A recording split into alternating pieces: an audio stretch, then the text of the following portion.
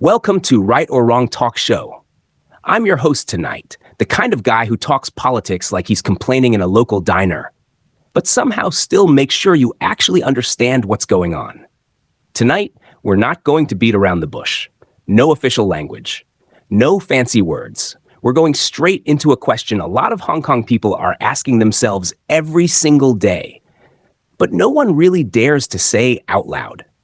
If you're holding a Hong Kong BNO and living in the UK, are you now being forced to go back to Hong Kong? Let me give you the conclusion first, so you don't listen for half an hour and feel cheated. No one is handcuffing you and putting you on a plane back to Hong Kong, but a lot of people are being pushed back, step by step, by reality. So can we end the show here? No, because if we don't talk this through properly, it really breaks people. You have to remember this. When many Hong Kong people got on that plane with a BNO, they weren't coming to the UK to gamble. They weren't coming for benefits, data, and they definitely weren't coming to take advantage. They came because back in Hong Kong, they felt they had no real choice left. So they chose the hardest option, the most expensive one, the riskiest one. And what did the UK government say at that time? Not quietly, loudly. They said this was about historical responsibility. They said Hong Kong people were welcome. They said you would contribute to British society. So people sold their homes, quit their jobs, brought their entire families over. Their lives were reset to zero. Then the UK changed government. And once a government changes, the tone always changes. Before it was, you're welcome here. Now it slowly becomes, you can stay, but you need to prove you deserve to. Sounds polite, but it's cold. What's the biggest signal from the new policies? It's not, we don't want Hong Kong people. It's we want high income, high skills, high tax value. So who feels it first? Not the professionals, not the people already standing firmly on their feet. It's the ordinary Hong Kong people doing basic jobs, earning average income, already exhausted just trying to survive.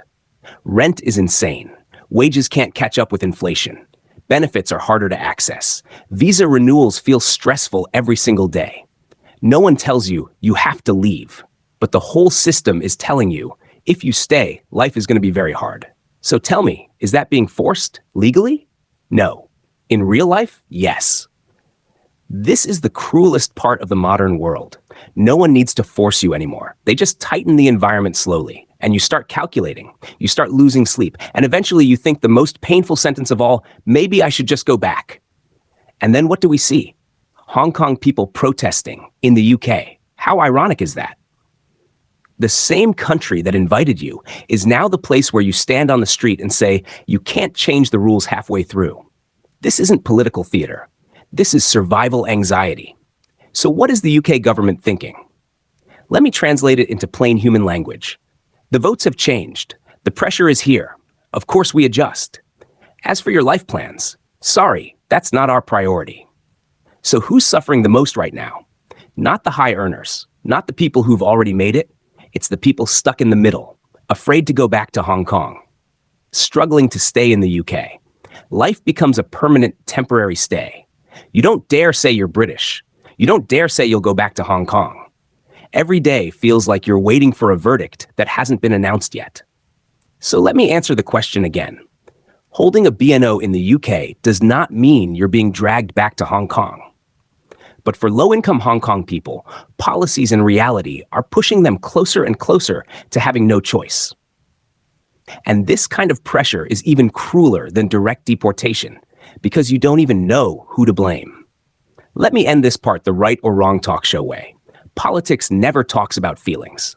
Governments always love votes first and people second. What you thought was a humanitarian promise today can easily become subject to economic conditions tomorrow. So stop asking, why are Hong Kong people protesting in the UK? Because once a place starts judging whether you deserve a stable life based on income, if you don't speak up, you'll just be quietly filtered out. Thank you for watching Right or Wrong Talk Show. Next time, we'll talk about an even more painful question. When you're afraid to even say where you belong, do you still have a home? That's it for tonight.